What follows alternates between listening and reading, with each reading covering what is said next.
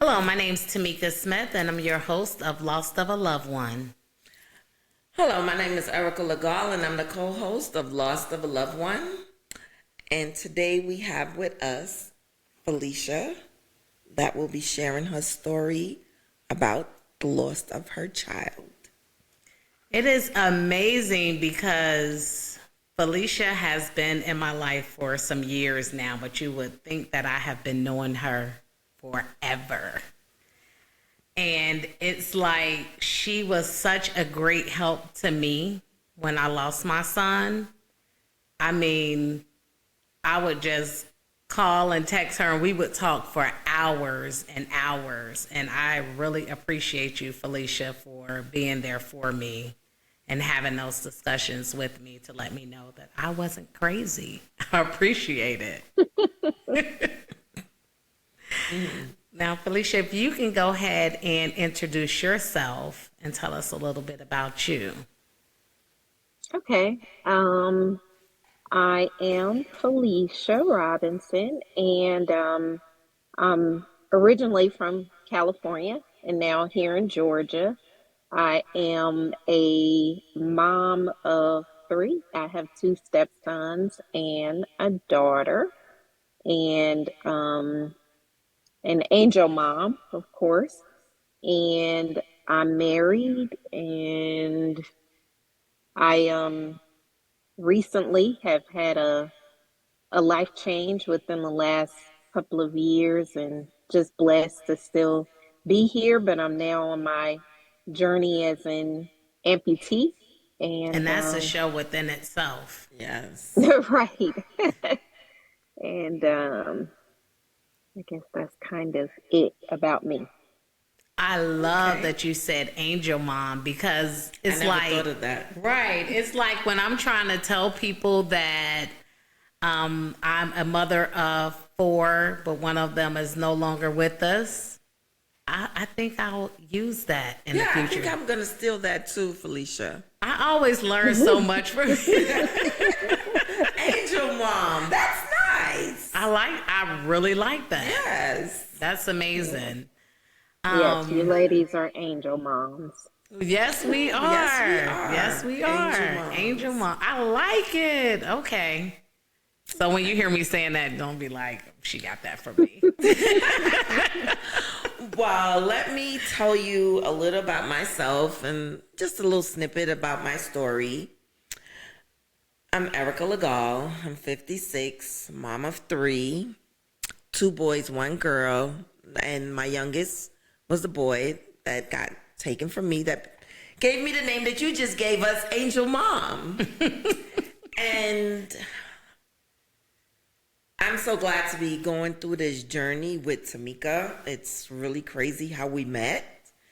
And just with the shows and everything, I'm not crazy. I used to think I was crazy, but I've learned that I am not crazy. I get to be Felecia to Erica. So you coach me good. Yes, thank you. Thank you so much. Well, Tamika, tell us about yourself. Well, and Felecia knows me well. We work together, but this is my friend in a different type of way.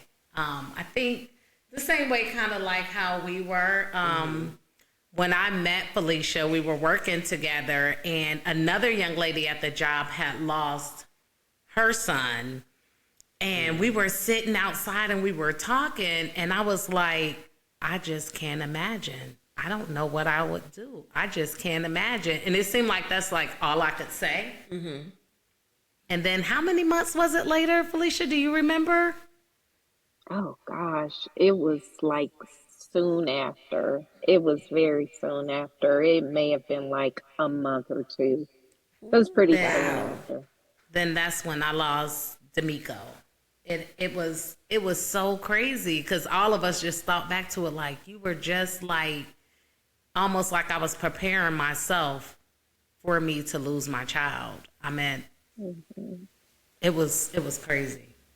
It was crazy. I can I knew imagine. that was your moment, and I told you then, I said, one day you'll look back and you'll remember that moment because I knew when it happened that was your moment. That was it was something in the way that you said it and felt it that day, and it just stuck with me. So when I first heard it, I was like, oh my god, that was her moment, and one day she'll look back and see that. And I Wow. do now. I see it. I mean, it's the craziest thing. Craziest thing. Like they say some people know when they're gonna pass and they do different Hmm. little things. That was that was weird, to say the least. Yeah. I know it. You know, let me see. Like Felicia, how would you say that you found out? Like, where were you? Like, what were you doing? What was your day like before you found out? Well, for my daughter, she was born with cerebral palsy. So her life was very short at 3 years old. And it was more of a process. Okay. And of course, I, shared with Tamika that something like what you guys have had to go through with no preparation, I couldn't imagine, because that was not my situation. She, long story short, I woke up one morning to get ready for work. I hadn't been working because a lot of time I'd have to take care of her. This was back in 1999, so it's a long Oh, time Okay. ago. wow. Oh, wow. That's a Yes, long time. long Okay. time ago. There was no FMLA during that time. So Oh, most of the time I would lose my job. So I was only working for a temp agency, and this was going to be my first day reporting for a job. And when I went in the room, I wasn't going to go in the room. And I said, no, let me just go in here and say bye to her. And when I went in the room, I knew something was wrong by her movements. And I realized she was having a seizure. And I went and I told at the time, my then fiance, and I was really nervous. And I was like, oh my God, we got to get her to the hospital. I couldn't even think. And then right. Oh, finally, I we can't called imagine. 911, had them come get her. And at the hospital, is they kept having to give her medication. I really think it was too much medication, and her heart stopped. Oh, But I no. had been used to being in hospitals with her all the time. I actually lived in the hospital with her for two Oh months man. at one point. Oh, And so the machines didn't bother me because I knew what the machines do. So when the machine went flat, I thought, like the nurse did, one of the little stickers came off, something like that.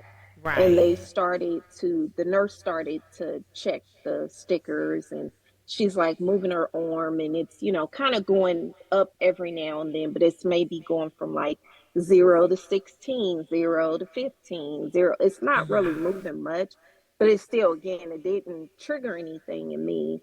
And then, another doctor came in because we're still pretty much in ER at this point. The doctor comes in, Okay. and um, she's like kind of looking at the thing. And then I walked over to my daughter and I stood like over her head. And I think it was like kind of jumping around a bit. So I thought everything was okay. And I just said, don't scare mommy like that. And I went and sat back down, and then another either doctor or nurse came in. And then finally a doctor came in and he's like joking. But then he noticed none of them like laughed, and he looked at them, he looked at the monitor, and he says, is that right? And the doctor that's there kind of nods, and then he comes over and he listens, and he's like, I don't hear a heartbeat. Now, Oh this wow. was more oh, like a gosh. movie because they literally started CPR, right there. it's my 3 year, like, I, in shock. You're out the room, and like, I don't even know how they got me out so quick. But it's like watching a movie. They literally like Moved you push you really out of the room. fast. Yes. Oh man, And that so from is that point on, she basically was in a coma. They got her heart back going. Um, but this is one of those things, and I don't. Obviously, you ladies know this isn't a club you want to belong to, right? right. And I I, know. That's right. right, you don't want See, One that that's to. you another good thing you just said. The club. That you're Yes, right. it's a club you don't want to belong to, and so they told me like she wasn't gonna make it, and it was a lot. They kept saying make this decision, that decision. So over days, I went through this. So I feel blessed to have God be able to help me understand and take me through that process, because I wasn't okay. I really wasn't okay. and that's to be And expected, not to be okay. right. And I was like, I mean, yeah, they were carrying me around the hospital. Oh wow. And so I could not deal with it. And Hmm. finally, God showed me that she wasn't going to be okay. I Okay. prayed and I prayed. I was in the room with her by myself.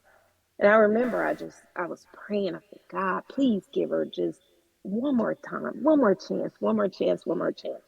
And she was actually not alive when she was born. And Oh that's when it man. struck me. Her one more chance had already happened.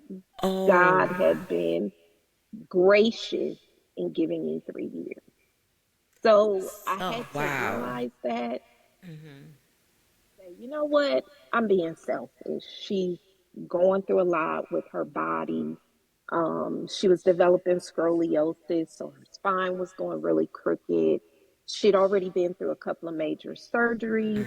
She was fed through a feeding tube, through her stomach. There was a lot, and I said, this is a lot for a 3 year old. And I'm asking God to keep her here for me, not for her. And I just really had a moment, and I knew, and all her vitals had gotten better. But I just knew.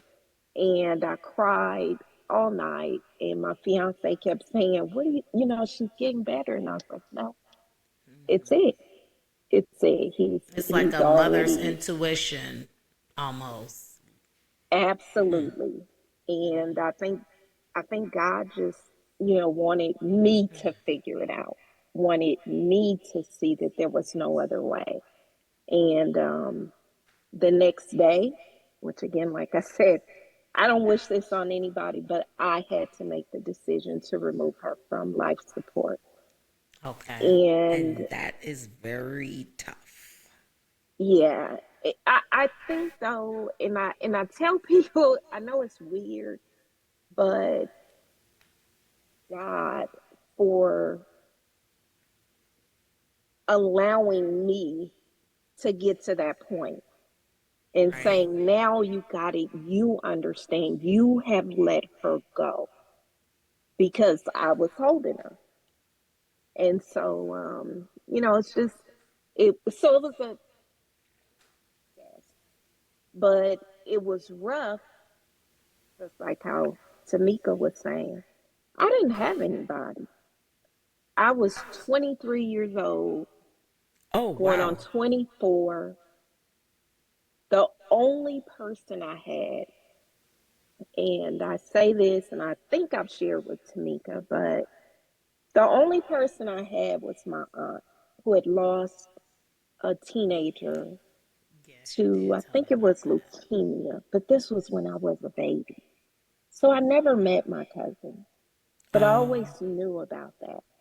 And when she showed up to the hospital, she was the only person. that I knew could understand. Right. It's like And you have to talk to somebody who know the feeling, or you just feel like you're just talking to air. And it's nothing against that person. It's just you just don't feel like they quite understand. they Um, they let can't. let me They ask can't. you this: did you get counseling after you lost your daughter?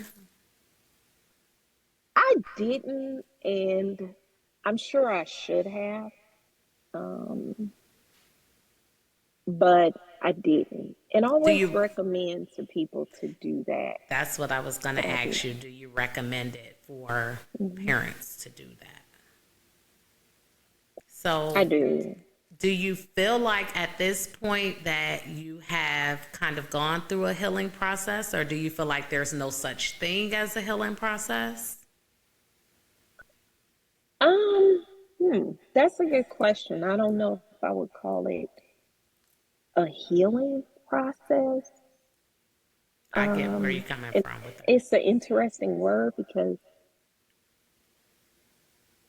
I don't, I'm not sure you're ever healed from losing a child, I don't but think so. I think that there are obviously different stages to the process. But I also say that you're always on the edge of the cliff, and I always tell mothers who have lost children, and fathers can go through this, that be mindful of your triggers, because there are things that can cause you to go over that edge. And I've actually watched it. I think that my daughter was a trigger for my aunt. And Okay. unfortunately, after my daughter died, my aunt was never the same. Oh Oh man, wow. I think a lot of people don't don't come back From from that, losing a child. like, I can relate when you said triggers. I never really thought of it as triggers until you said uh, be mindful, which and now I can be more open because of what you just said.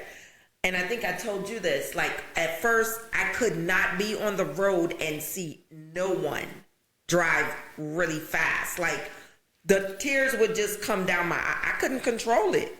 Erica's son died in a car It was in a accident. car So accident. So that now that you say, it's like when I see that, it's like I get so angry. Like, why do you have to speed? Where are you going? Like, and then I get there and they right there, and I'm like, why was you speeding? Like, Right. you know? So now I understand the triggers. So it's like, okay, that I'm really not crazy. These things are normal. Experience. That's the only thing I could say, that I'm really not crazy, because now to hear other mothers say it, it's like, I'm very sane then. Then okay, yeah, I'm okay. there was a lot of things Felicia had to tell me I wasn't crazy about because I'm like I get mad seeing Facebook posts and this and that. It was crazy, and I did go through an angry spell. I don't know if that's because my son was taken. What different type of emotions would you say that you went through with Tiara? Um, Anger is normal. It's a stage of grief, right? So anger is normal. I'm pretty sure I went through my angry phase.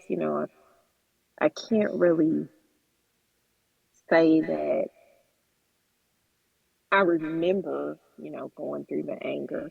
I remember, you know, You block out a lot. sadness or different things, but also even remember the strength. Because one thing that I know that's hard for people, and I found this when another mother had lost her son, and I was the only person able to relate to her. She's older than me, but I was the only person. And I remember she kept saying to me, it bothers me that people think I'm strong. And Oh I my said God, to that her, happens to me. I said to her, that's because they don't understand that actually, when you're strong, it has nothing to do with you, it's God. Nothing to do with you. Nothing. And it is 100% okay to be strong. It is not, you don't have to fall out on the floor in front of the news camera for somebody to understand that you loved your Your child. child. It's actually the one that stands there and discusses it that is always the one that makes me smile, because I know that they get it. Like, even for you, Tamika, watching First 48, you probably don't know this, but on First 48, when they show you, you had zero emotion. You were standing there, they talked to you. You could hear you saying thank you, because they were saying sorry for your loss. And as strange as that is, those are things that lets me know the person is going to be okay, even though they don't know. You know, I Oh, still haven't ever watched the episode. really? Oh, I I, know. s- I still have never watched the episode. It actually took me 2 years to even be able to watch D'Amico moving around on video. That was one of the things that I could not do, is watch him moving around on a video. I could not stand to see it. So I have came a long way because I can now actually watch videos of him.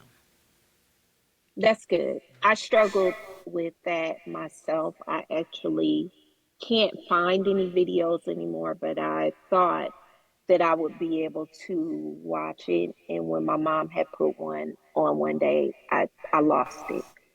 And so she had to turn it off. And it's different for me watching people.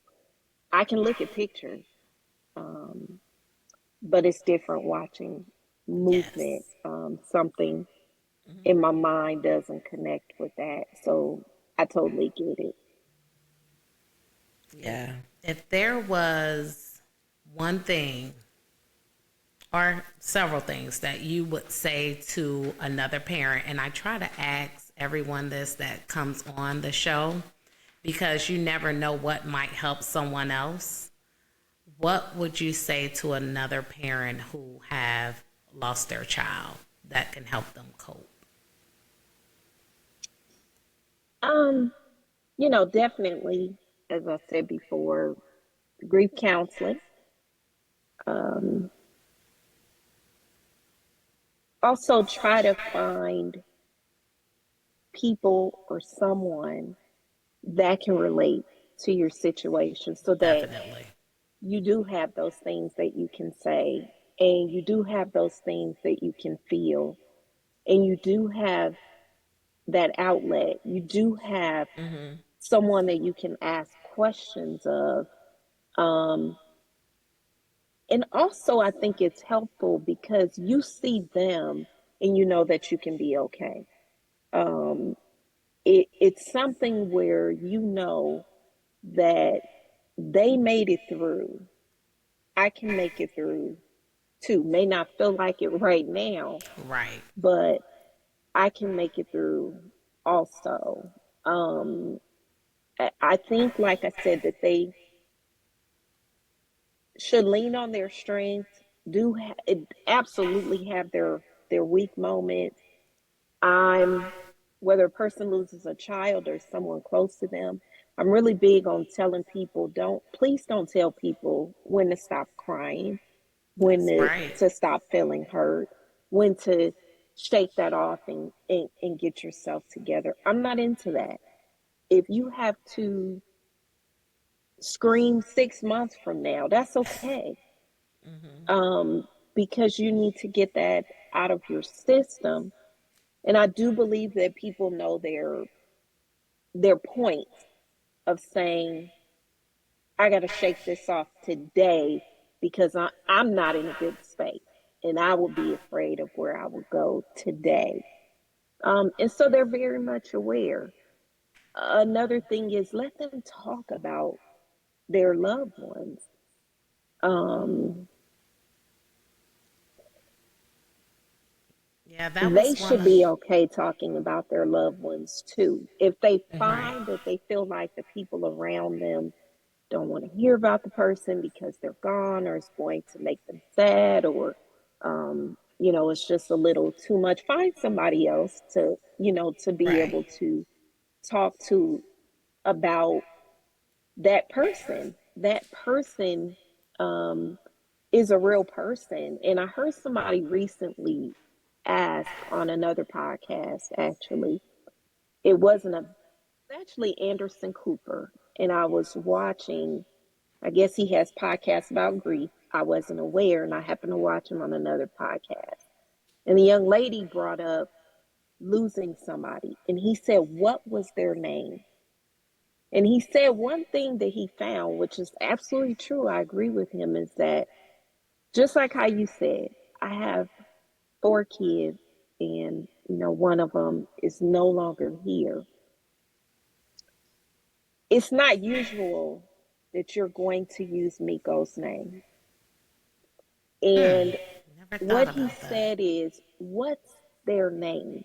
Because he said, I like to know names because people have a tendency to say, this person passed or that person passed, but they don't give you their name. And that's actually what this podcast is all about, keeping their name alive. And I Mm-hmm. thank you so much for coming on, telling Yes, for Tiara's sharing your story. story. I thank you so much for the new Angel Mom word. Yes. Needed something to be able to describe who my other child is. I mean, just little things like that that you don't think about when you hear somebody say something. And that's another thing I think this podcast will help. When you hear somebody say something, you never know how little it seems to somebody else, but how much it helps you.